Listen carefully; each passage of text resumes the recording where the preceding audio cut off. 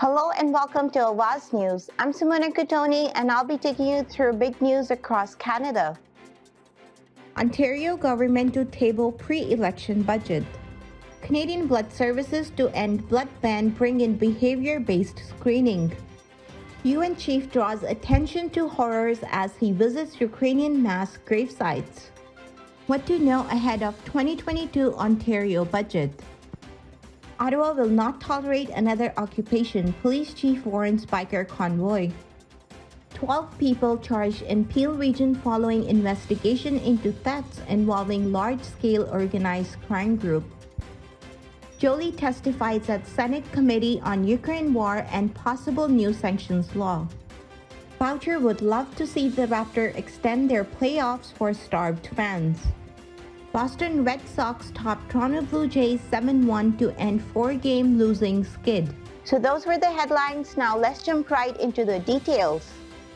Ontario Premier Doug Ford will promise to cut income taxes for Ontarians earning less than $50,000 a year in his 2022 budget. The source said that change would mean about 1.1 million people will see an average of $300 more in tax relief in 2022.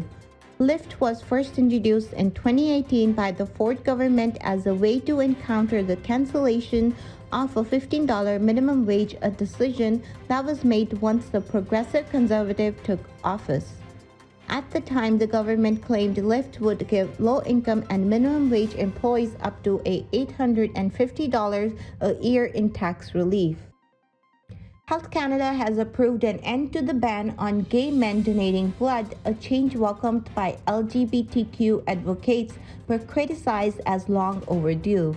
Prime Minister Justin Trudeau said ending the discriminatory ban was good news for all Canadians but had taken too long. Speaking at a news conference in Ottawa, Trudeau said the ban should have ended 10 to 15 years ago, but research proving it would not affect the safety of the blood supply had not been done by previous governments. He said his government invested $5 million in the research into safety aspects of changing the blood donation rules, and multiple scientific reports have proven our blood supply will continue to be safe. Bonjour tout le monde, merci d'être ici avec nous. This morning, Health Canada authorized Canadian Blood Services to lift the current blood donation ban for men who have sex with men. Instead, all donors will be screened for high-risk sexual behavior regardless of gender identity or sexual orientation. Our government welcomes this decision. It's been a long time coming. The current approach was discriminatory and wrong.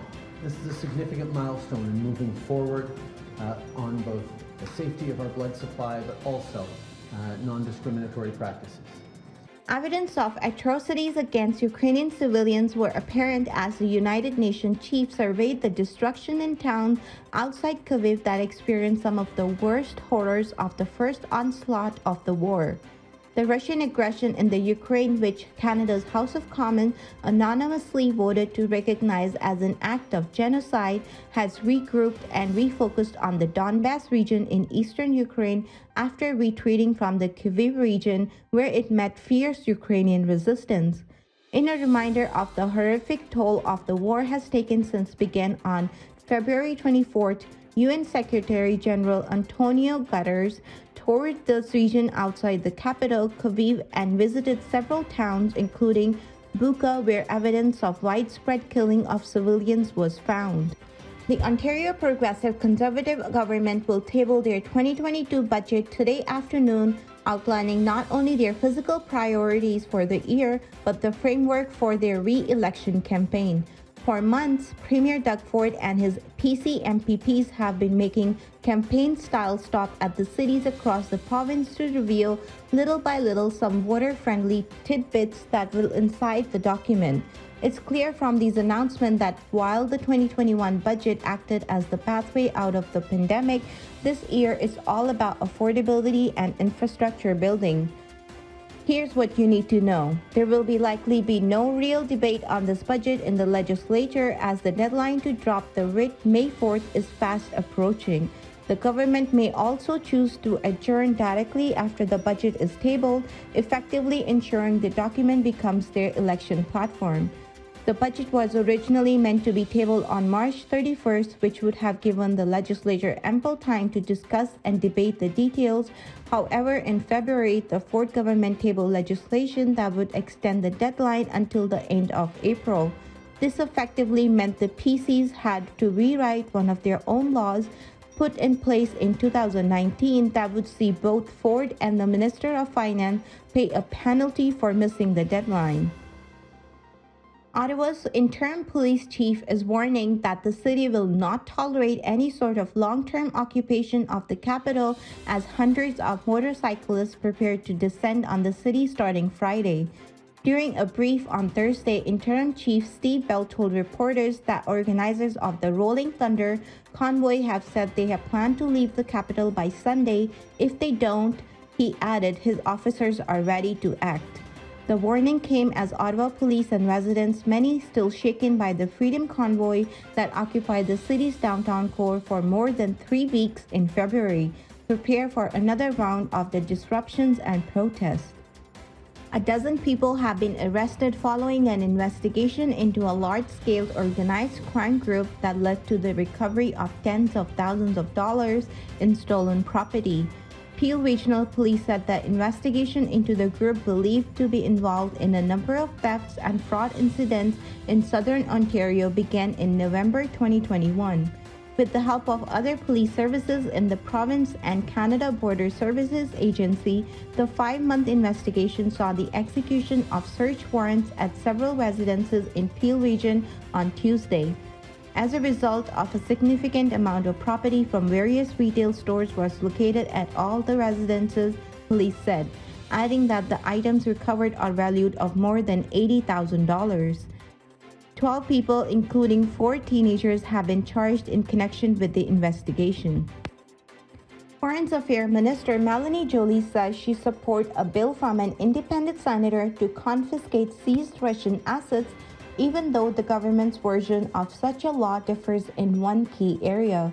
Senator Ratna Umidwar, who has a bill with that goal that is currently at third reading in the Senate, asked Joly at the committee meeting today why being forcefully displaced is not criterion in the government bill that would allow for asset seizure as it is in her proposed legislation.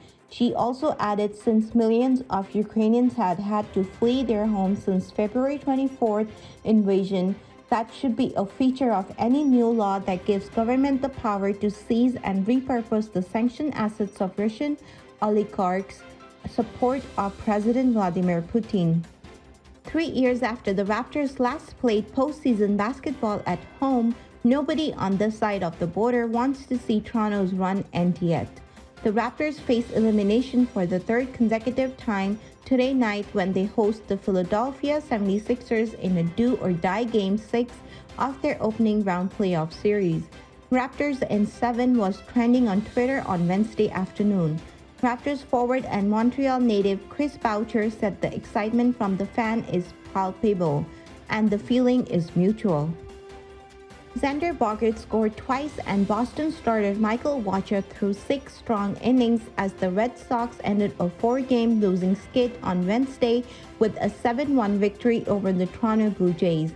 Bogaerts had 4 of the Boston's 13 hits as the Red Sox won for just the second time in 8 games. Rafael Devers and the JD Martins added 2 hits apiece. Thank you for tuning in. I'm Simone Cutoni and I'll see you tomorrow, same time, same channel. Adios.